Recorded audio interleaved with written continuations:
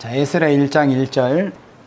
바사왕 고레스 5년에 여호와께서 에레미야의 입으로 하신 말씀을 응하게 하시려고 바사왕 고레스의 마음을 감동시키심에 저가 온 나라에 공포도 하고 조소도 내려 가로되 바사왕 고레스는 말하노니 하늘의 신 여호와께서 세상 만국으로 내게 주셨고 나를 명하사 유다 예루살렘에 전을 건축하라 하셨나니. 자, 해방을 준비하는 것은 어떻게 한다고 그랬어요? 해방을 준비하는 것은 오늘 새벽 시간의 말씀대로 에레미야 51장의 말씀대로 이 바벨론을 제압을 해야 돼요. 그러니까 바벨 세상을 이제 멸망을 시켜야 되는 거죠. 바벨 세상을 우리가 이겨야 되는 거예요. 바벨 세상을 제압하지 않고 바벨을 멸망시키지 않고는 우리 하나님의 백성들에게 진정한 해방이 있을 수가 없어요. 우리를 억누른 대적을 우리가 이기지 않고는 어떻게 우리가 자유함을 얻을 수가 있겠어요. 그러니까 에레미야 51장에서 동방 메대 바사 군대가 바벨론을 이겨가지고 개운히 해방을 받을 수 있는 그런 이제 기틀을 마련하게 된 거예요. 근데 그 바벨론을 이긴 것으로 다가 아니라는 것을 우리가 어제 저녁 말씀을 통해서 보았어요. 무슨 단계가 있다? 다니엘이 그 해방의 연수를 깨닫고 나서 그냥 마냥 기뻐하고 날뛰고 잔치하고 그릇된 게 아니고 자기와 자기 민족의 죄를 자복하고 회개하는 그런 기도부터 시작이 됐어요. 그 연수를 깨닫고.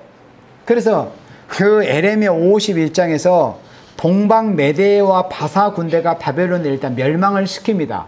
구약 역사적인 그 과정에서는 실제 그런 세상 역사에서는 과정이 있었어요. 그리고 나서 이제 다니엘 선지자가 이제 바벨론은 망하고 그 자리에 메대와 바사라는 그 나라가 이제 대신 들어선 거예요. 페르시아라는 강대한 제국이 이제 들어서게 된 거예요. 바벨론을 대체해가지고. 근데 이스라엘 백성들이 바벨론이 멸망했다고 해서 바로 해방이 되었던 게 아니에요. 역사적인 사건은, 역사적으로는. 어떤 과정이 있었다?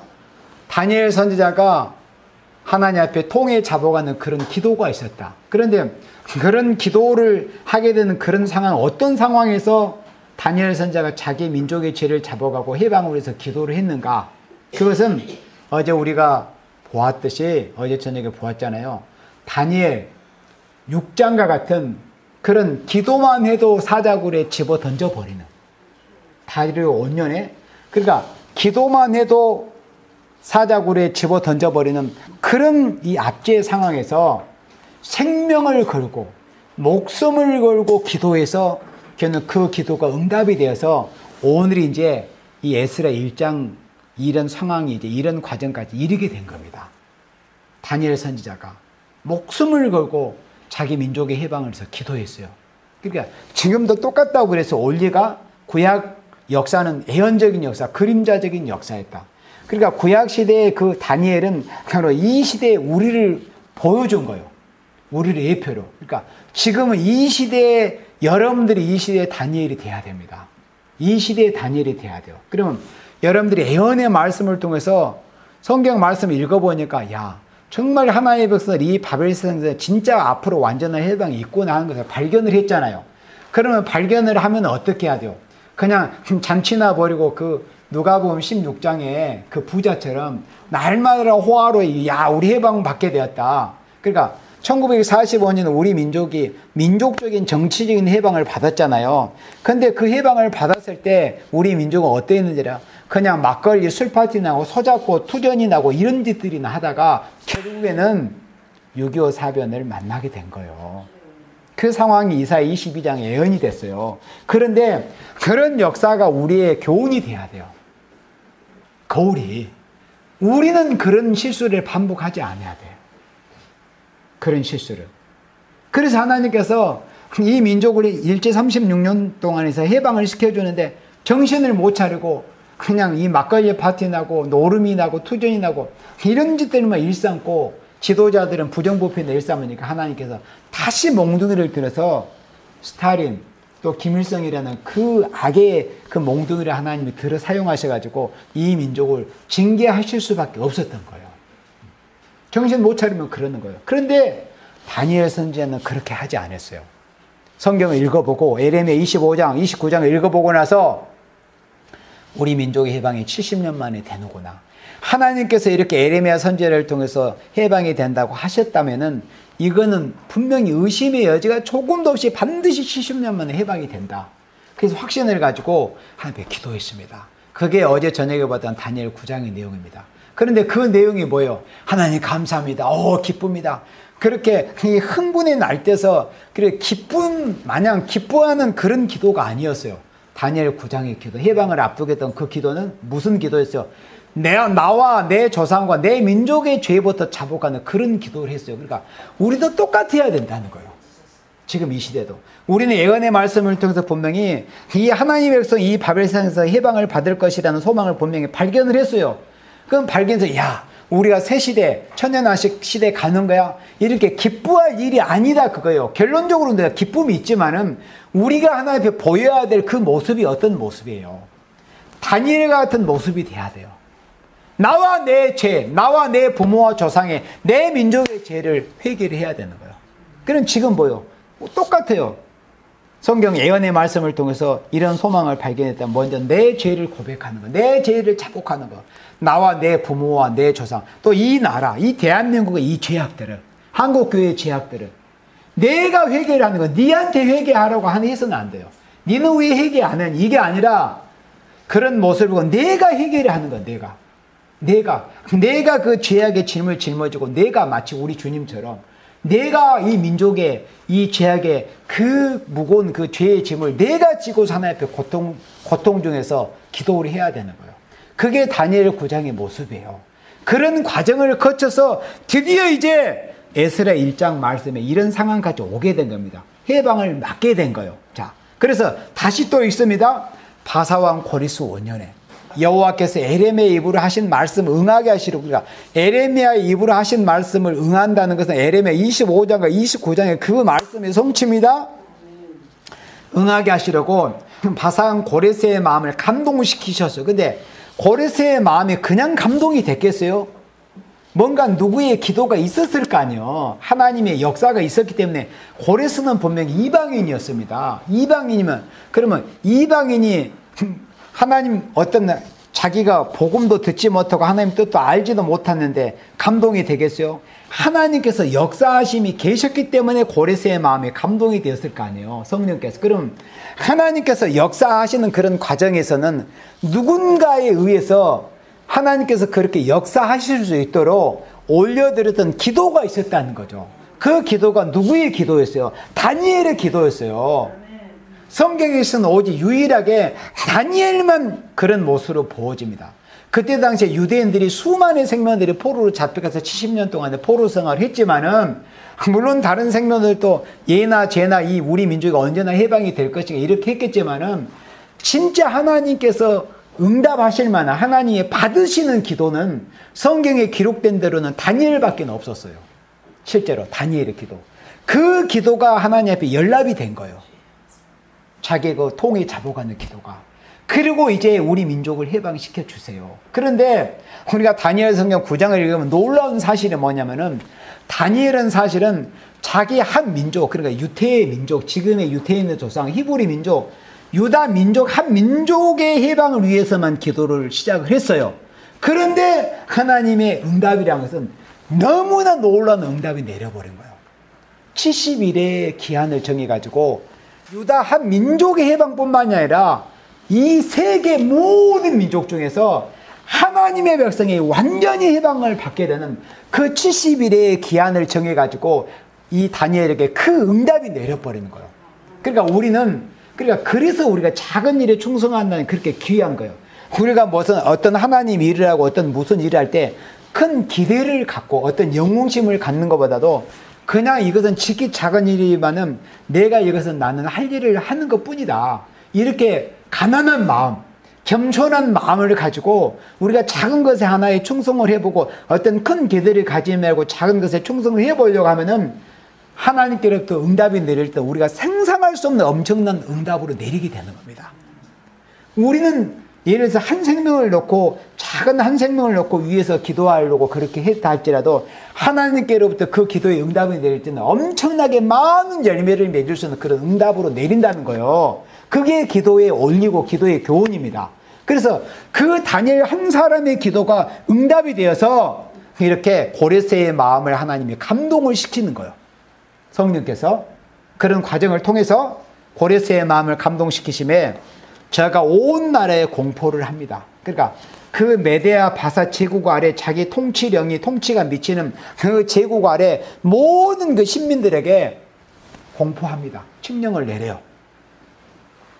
조서도 내려 가로되 2절에 바사왕 고레스는 말하노니, 바사왕, 그러니까 그 페르시아 왕, 그 고레스가 이렇게 이제 그 제국아에 공포를 하는 거예요. 하늘의 신 여호와께서 세상 만국으로 내게 주셨다. 그러니까 이방인의 입에서 이런 말이 나오는 것은 성령께서 고레스의 마음을 감동하셨기 때문에 이렇게 된 거예요. 그러면 고레스의 마음의 감동에 이렇게 엄청난 말을 내어놓을 수 있는 게 어떤 과정을 거쳤다? 바로 기도가 있었다는 거예요.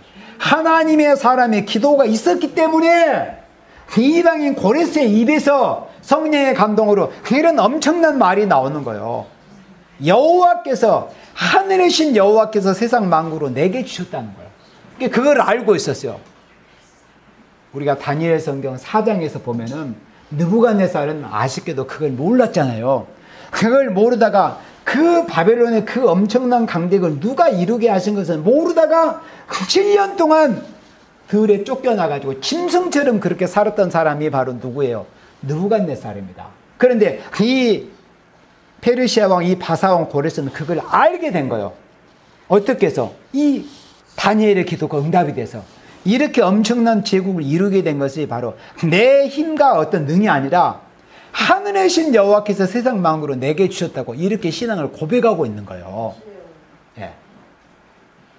그리고 나를 명하사 유다 예루살렘에 전을 건축하라 하셨나니, 그러니까 자기 힘으로 이렇게 된 게 아니고 하나님께서 자기 이렇게 명령을 하셨다는 거예요.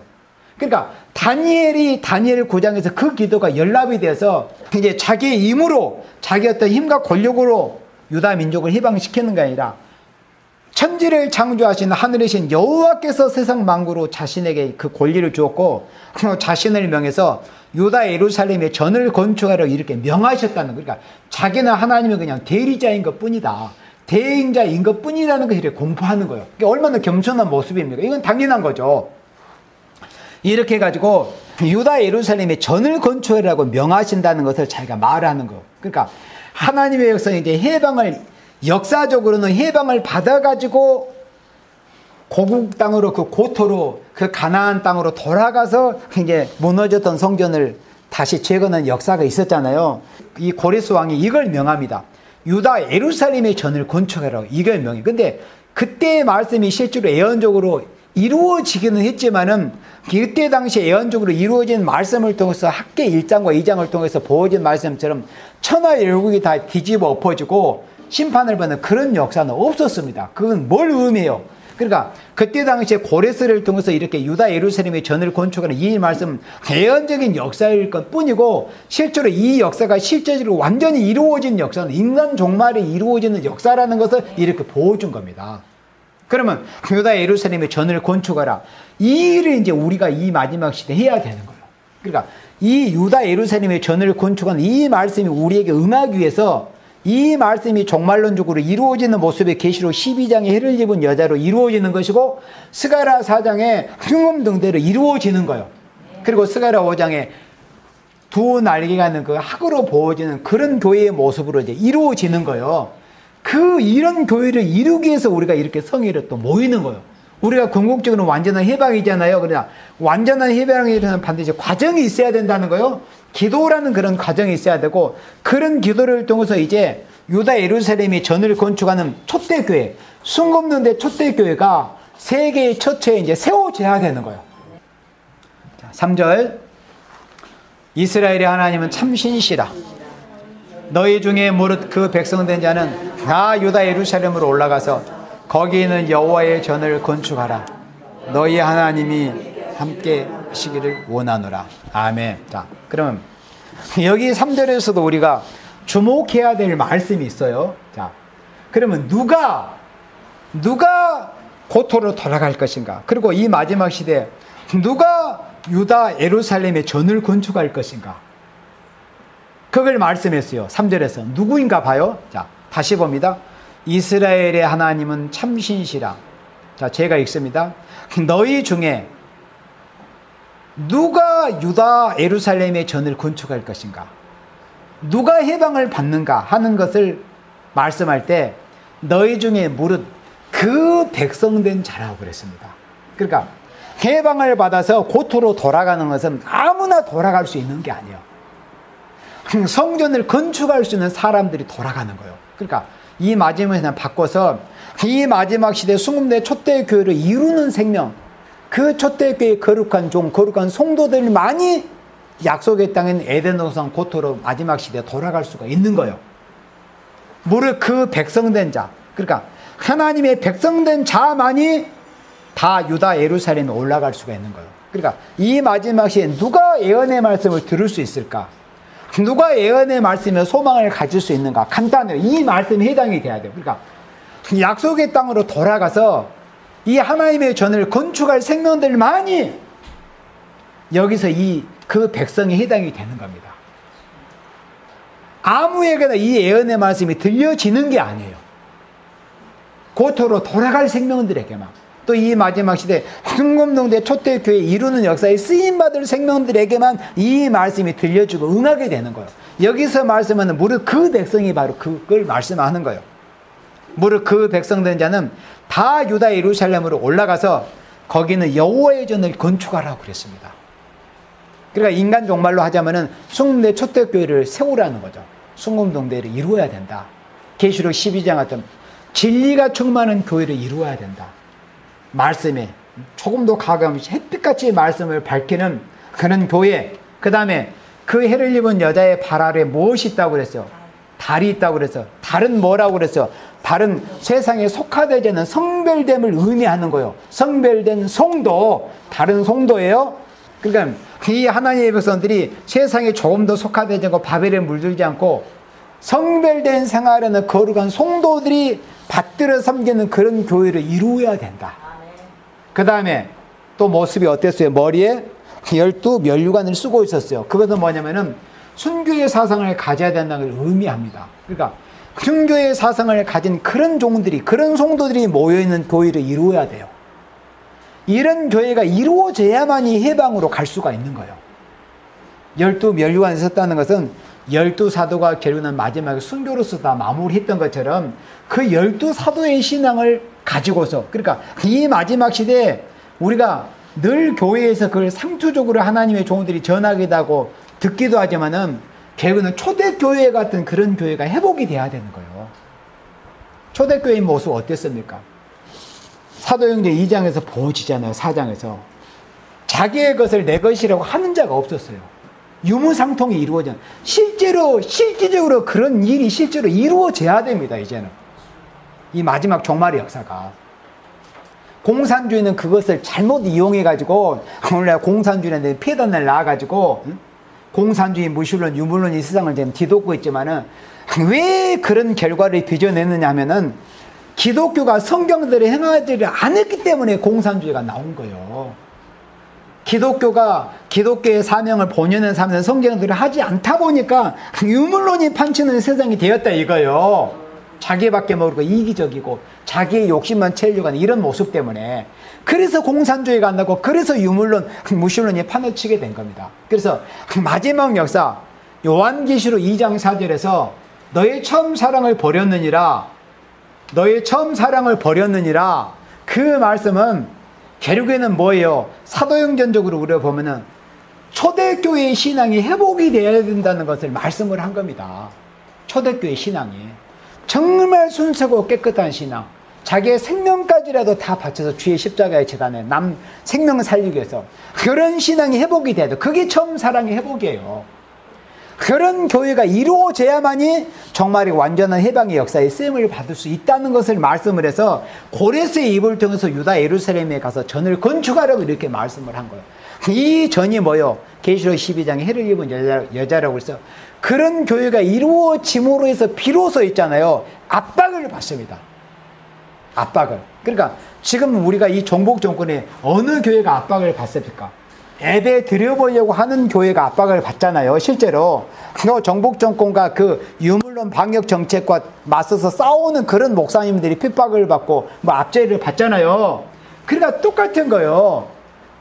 계시록 12장 같은 이런 교회가 이루어짐으로써 본격적으로 성경적인 핍박과 압박이 오는 겁니다.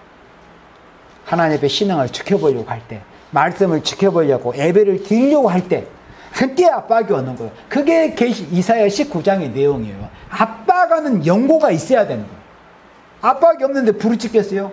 그러니까 그런데 압박이 있어도 죽은 사람은 압박을 느끼지를 못합니다. 이게 지금 오늘의 한국교회에서 보여지는 모습들이요. 압박이 지금 가해지고 있잖아요.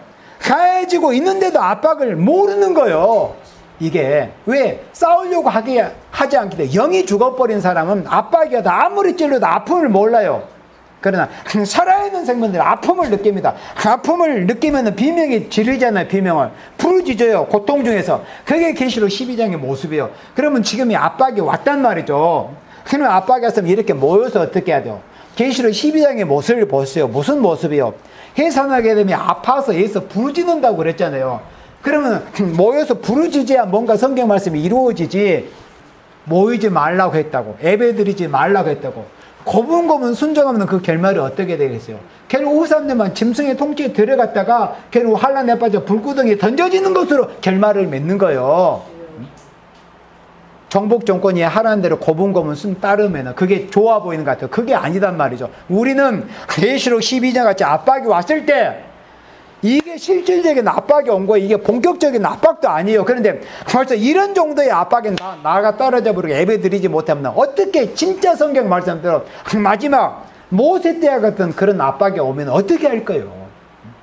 진짜 그런 압박이 본격화 돼버리면 이런 정도의 압박에도 예배 드리는 것이 무서워서 벌벌 떨고 이런 상황이 있는데, 그래서 고레스를 통해서 가서 전을 건축해라. 그런데 그 전을 건축하러 가는 사람은 아무나 갈 수 있는 게 아니다. 무릇 그 백성과 여호와의 백성된 생명들만이 전을 건축하러 갈 수가 있는 거예요. 여호와의 백성된 생명들만이, 하나님의 백성된 생명들만이 정말에 초대교회를 이룰 수 있고 세울 수 있어요. 그리고 그 교회를 통해서 완전 해방의 역사를 받을 수 있다는 거예요. 그 다음에 4절에 무릇 그 남아있는 백성이 어느 곳에 우거하였든지 그곳 사람들이 마땅히 은가금을 기타 물건과 짐승으로 도와주고 그 외에도 예루살렘 하나님의 전을 위해 예물을 즐거이 드릴지니라 하였더라. 5절에 이에 유다와 베냐민 족장들과 제사장들과 레위 사람들과 무릇 그 마음이 하나님께 감동을 받고 올라가서 예루살렘 여호와의 전을 건축하고자 하는 자가 다 일어나니. 그러니까 고레스가 이런 명령을 내리니까 하나님께 감동을 받은 사람만이 일어났어요. 아무나 일어난 게 아니었어요. 아무리 그 제국의 그 왕이 명령을 내렸다 할지라도 다 돌아간 게 아니었어요. 하나님께 감동을 받은 생명, 성령의 감동을 받은 생명들만이 올라가서 이제 예루살렘에 가서 성전을 건축할 수 있었어요. 자, 그러면은 6절에 그 사면 사람들이 은그릇과 황금과 기타 물건과 짐승과 보물로 돕고 그 외에도 예물을 즐거이 드렸더라. 이게 이제 실제로 구약의 역사에 실제로 있었던 역사였거든요. 그러니까 페르시아 제국의 황제였던 고레스가 이런 명령을 내리니까 꼼짝없이 그대로 실행을 했어야 돼요. 실제로 역사적으로 이런 일이 있었으니까 유대인들이 자신들의 그 고향 가나안 땅 팔레스타인으로 돌아갈 때 그 주위에 있는 사람들이 제국의 황제가 명을 내리니까 금도 주고 금도 주고 황금도 주고 뭐 옷도 주고 여러 가지 진귀한 것들을 그걸 챙겨가지고 보내야 됩니다. 그런데 그때의 역사가 고레스 때만 있었던 게 아니고 사실은 그 전에도 그런 역사가 한번 있었던 것을 성경을 통해서 알 수 있어요. 그때 언제 역사했어요? 출애굽 때 역사했어요. 자, 그러면 한번 우리 출애굽 성경을 한번 볼까요? 출애굽기 12장 35절 말씀을 봅니다. 그러니까 성경의 원리가 다 똑같아요. 하나님의 어떤 해방의 역사, 하나님의 백성이 해방이 될 때는 반드시 이런 역사가 똑같은 그 패턴으로 반복이 되는 것을 우리가 성경을 통해서 알 수 있는데, 자, 출애굽 역사 때도 똑같은 원리로 이런 모습이 보여졌습니다. 출애굽기 12장 35절에 이스라엘 자손이 모세의 말대로 하여 그래 모세가 이제 하나님께 명령을 받아서 너희가 이 6월절 날 급히 이제 나갈 것이니까 애굽 사람들한테 은금 폐물을 너희가 달라고 해라. 그러면 줄 것이다. 그렇게 모세가 이스라엘 백성들에게 말하니까 실제로 그 이스라엘 자손들이 모세의 말대로 애굽 사람한테 은금 폐물과 의복을 구했습니다. 은 좀 줘, 금 좀 줘, 옷 좀 줘. 이렇게 막 구하는 거예요. 막 내놓으라고 이제. 이거 강권적으로. 이건 이제 그런 권리를 받았어요. 하나님 앞에. 남의 걸 그냥 강탈해서 빼앗는 게 아니라 하나님께서 그렇게 하라고 하셨기 때문에 하는 거예요. 그러니까 어떻게 돼요? 36절에 여호와께서 애굽 사람으로 백성에게 은혜를 입히게 하사 그들의 구하는 대로 주게 하심으로 그들이 애굽 사람의 물품을 취하였더라 그랬습니다. 그래서 이때 애굽 사람들에게 받은 은금 폐물 있잖아요. 이걸 가지고 가서 무엇에 사용을 했는고 할 때 광야에서 성막을 만든 데 사용을 하고 또 성전의 그 거룩한 기명을 만든 데 사용을 했습니다. 언약궤도 만들고 분향단도 만들고 여러 가지 또 이 황금이 필요한 그런 곳에 그렇게 요긴하게 사용을 해가지고 하나님의 거룩한 성막을 이루었어요. 그와 똑같은 원리로 고레스를 통해서 하나님이 이렇게 오늘 본문에 말씀하시는 거예요. 이스라엘 백성들에게 왜 은금 폐물을 주라고 하시고 그걸 미천 삼아서 가지고 가서 그 솔로몬이 진 그 성전이 무너져 버렸잖아요. 바벨론에 의해서 박살이 나버렸는데 그 솔로몬이 지었던 그 성전이 무너진 성전을 다시 복구하고 재건하는데 거기에 비용으로 쓰라고 하나님이 고레스를 통해서 이렇게 명령을 하시는 거예요. 그러니까 그 주위에 페르시아 제국에 사는 사람들이 그 이스라엘 예루살렘으로 향해서 가는 사람들한테 이렇게 막 챙겨서 줬어요. 가지고 가라고. 그 가지고 가서 뭐 했겠어요? 하나님의 성전을 건축하는데 비용이 필요하잖아요. 그래 거기에 썼어요. 똑같은 원리로 인간 종말이 그러니까 구약 역사에 그런 역사가 꼭 2번 있었어요. 출애굽 역사 때 1번 있었고 바벨론 역사에 그 역사가 있었는데 그건 역시도 예언적인 역사였을 뿐이다. 인간 종말에 그와 똑같은 모습, 똑같은 패턴으로 인간 종말에 그 역사가 또 있습니다. 어떻게 있을까요? 자, 우리 학계 2장 7절을 봅니다. 학계 2장, 구약 선지서 학계 2장 7절. 학계 2장 7절에 또한 만국을 진동시킬 것이며 만국의 보배가 이르리니 내가 영광으로 이전에 충만케 하리라. 만국의 여호와의 말이니라. 은도 내 것이요 금도 내 것이니라. 만국의 여호와의 말이. 이 상황은 에스라 1장 오늘 우리가 본문을 본 그 상황에서 이제 시간이 지났어요. 이제 해방받아서 고국으로 돌아와가지고 성전을 지으려고 하는데 원수들이 방해하고 참소를 하는 거예요. 그러니까 성전을 짓다가 그 다음에 그냥 중단이 돼버렸어요. 얼마나 안타까운 일이에요. 그래서 성전이 중단돼가지고 그냥 손을 놓고 마음은 우리가 언제 성전을 지거나 언제 성전을 지거나 그게 한 해 이태 가다 기어는 15년 이상이 흘러버렸어요. 지금까지는 알려진 게 15년이라고 이렇게 우리가 알고 있는데 요즘 뭐 새롭게 뭐 어떤 걸 근거를 밝혀진 것에 말하면 18년이라고 그렇게 또 주장하는 그런 분들도 있더라고요. 그러니까 어쨌든 15년 이상으로 성전 건축이 중단이 돼버렸어요. 중단이 돼가지고 이제는 뭐 언제 성전을 건축할 줄 알아? 열심히 돈이나 벌지.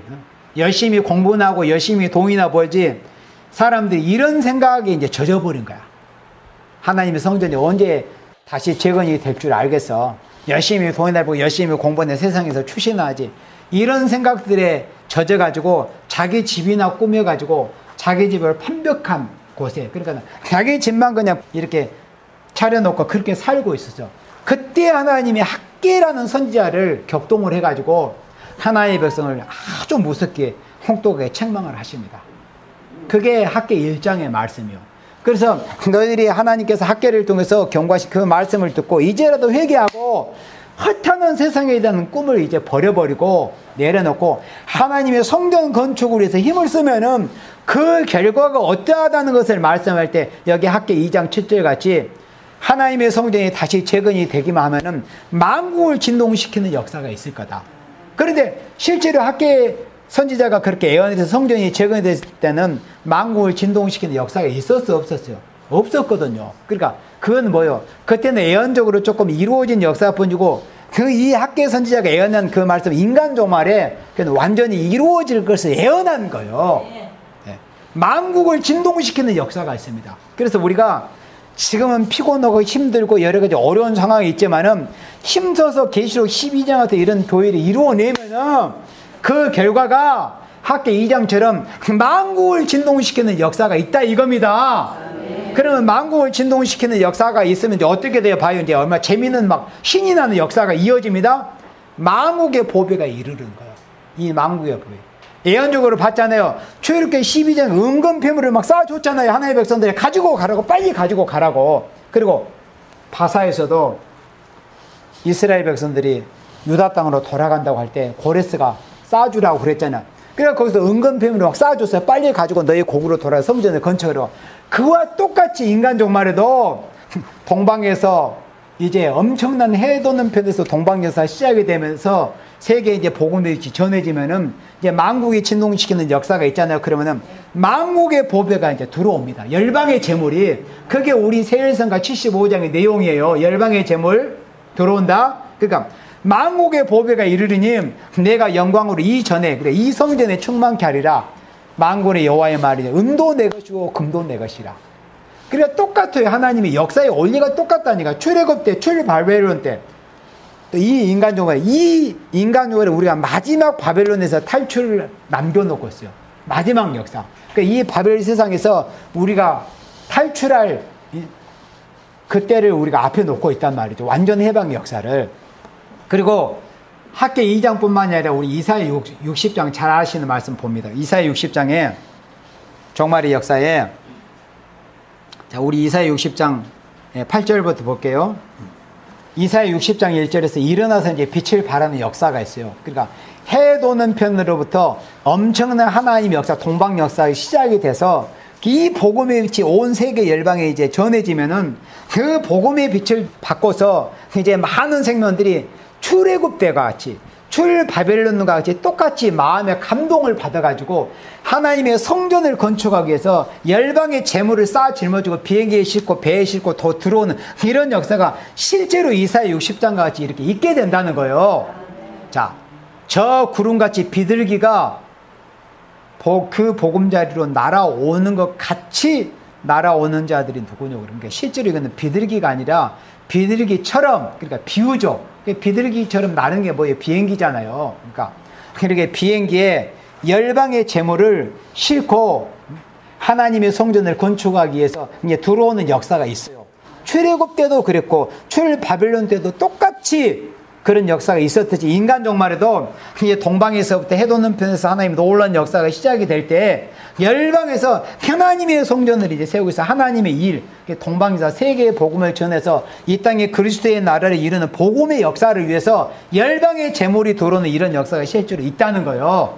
그 다음에 9절에 곧 섬들이 나를 앙망하고 다시스의 배들이 먼저 이르되 원방에서 내 자손과 그 은금을 아울러 싣고, 은금을, 출애굽 때도 은금, 또 출바벨론 때도 은금, 그와 같이 인간 종말에도 마지막에 죄악된 바벨론 세상 우리가 탈출해서 완전한 해방을 받을 때도 마지막에서도 똑같은 원리로 이렇게 은금이 들어오는 역사가 있다.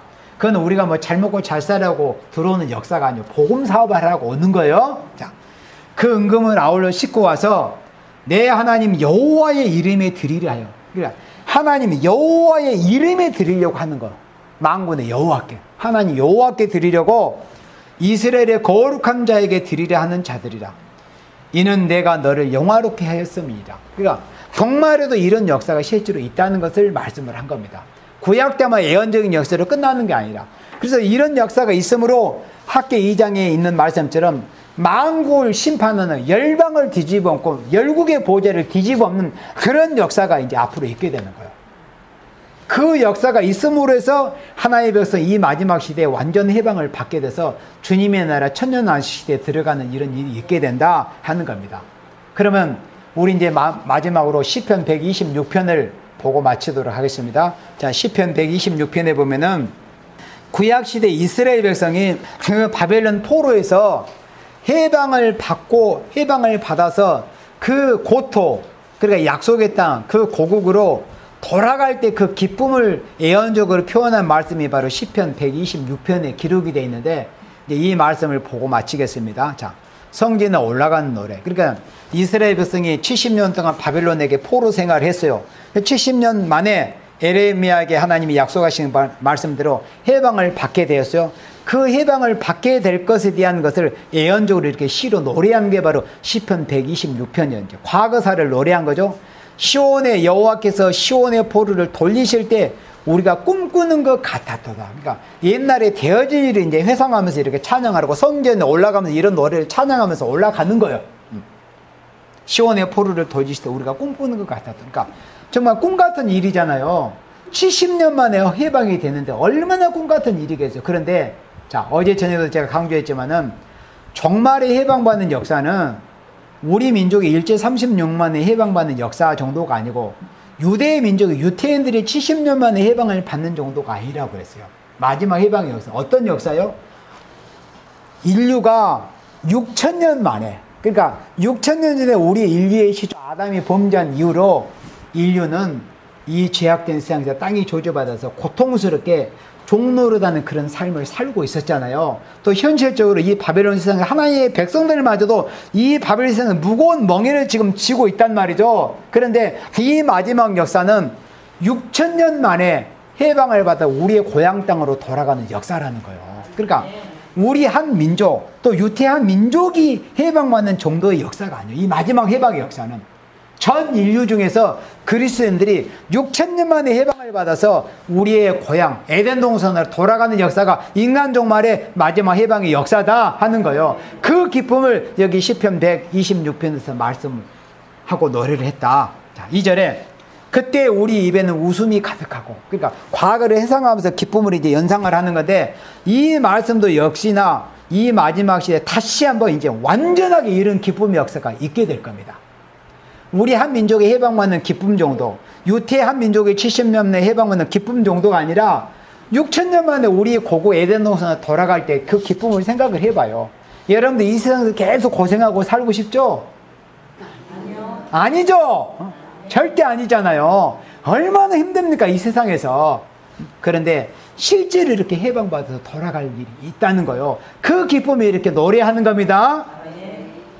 그때에는 우리 입에는 웃음이 가득하고 우리 혀에는 찬양이 찼었도다. 그래, 유대 민족이 70년의 해방을 받고 돌아올 때 그때 상황을 지금 연상하면서 이렇게 찬양을 하고 있는 거예요. 우리 혀에는 찬양이 찼었더라. 열방 중에서 말하기를 여호와께서 저희를 위해 대사를 행하셨도다 하였더라. 그러니까 여호와께서 큰 일을 행하셨다는 거예요. 이 역사가 언제는 우리 앞에 인간 영혼에 맞으면 남아있어요. 큰일, 대사. 대사는 큰일. 큰 일이 무슨 일이겠어요? 정말에 마지막 남은 큰 한 일이 무슨 일이겠어요? 세일이죠. 세일. 큰일.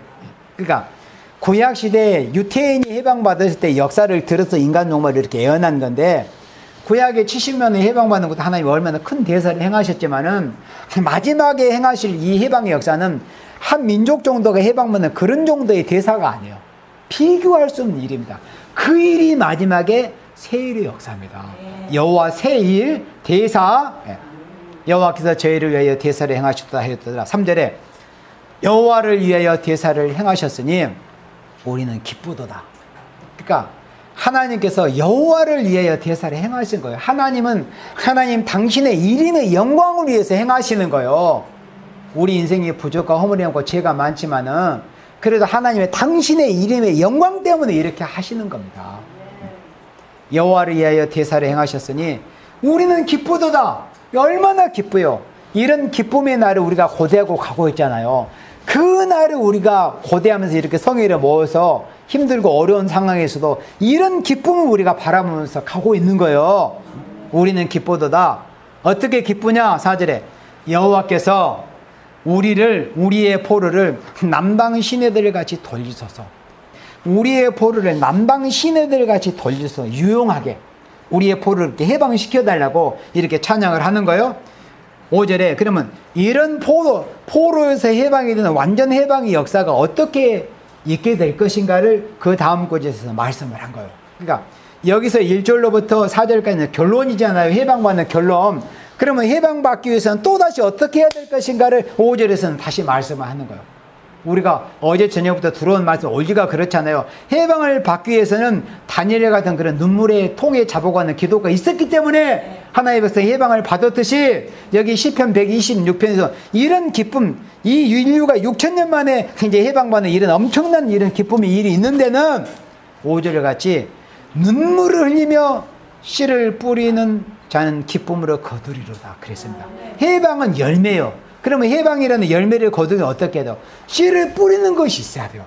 눈물과 심내는 복음을 전해야만이 이런 결과를 볼 수 있다, 이런 뜻입니다. 그러면 어떻게 해야 돼요? 이 시대 예언의 말씀을 열심으로 우리가 전해야죠. 여러 모양으로 저는 어떤 이 방법이 꼭 정해지는 건 아니에요. 자기 은혜 받은 대로, 달란트대로, 자기가 잘할 수 있는 것대로 열심히 여러 방면으로 직접 입으로 구두로 전할 수도 있고, 뭐 전도지를 만들어 전할 수도 있고, 또 영상으로 전할 수도 있고, 뭐 전화로도 여러 가지로 이렇게 전할 수가 있는 거예요. 그러면 일단 씨를 뿌려야 되잖아요. 근데 씨를 뿌리는 방법은 다 여러 가지지만 올리는 똑같은 어떤 심정으로? 눈물건 심정으로 뿌려야 돼요. 눈물건 심정, 생명을 살리고자 하는 심정으로 눈물을 흘리며 씨를 뿌리는 자는 기쁨으로 이제 추수하게 된다는 거예요. 6절에 울며 씨를 뿌리러 나가는 자는 청년 기쁨으로 그 단을 가지고 돌아오리라. 그러니까 애통하는 자는 복이 있다고 주님께서 말씀하셨죠. 애통하는 자는. 그리고 에스겔 9장 4절에 탄식하며 우는 자가 이마에 표를 받는, 이마에 하나님 인을 맞아요. 그러니까 이 시는 어쨌거나 탄식하며 우는 자가 복된 거예요.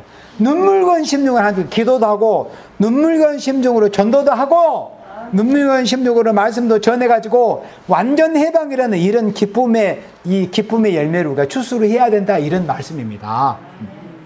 이런 기쁨의 해방의 날을 우리가 앞두고 하나님께 우리는 이렇게 부르심을 받았습니다. 그래서 우리는 이제 진짜 이 마지막 시대 알곡을 추수하는 이런 추수꾼으로 쓰임을 받기 위해서 우리가 지명하여 부르심을 받았기 때문에 우리가 사명이 뭔가, 제가 2시간에 걸쳐서 강조했잖아요. 우리는 이 시대에 영적인 독립군이다.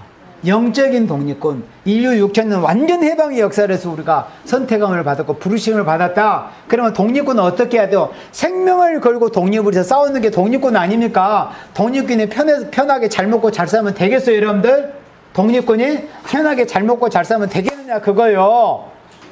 생명을 걸고 열심으로 충성과 진실을 해서 우리가 영적인 완전 그 해방 역사를 해서 우리가 충성과 진실을 다해서 이 시편 126편 말씀처럼 이런 기쁨의 날을 맞이할 수 있는 여름 되시기를 주님의 이름으로 축원합니다. 아멘.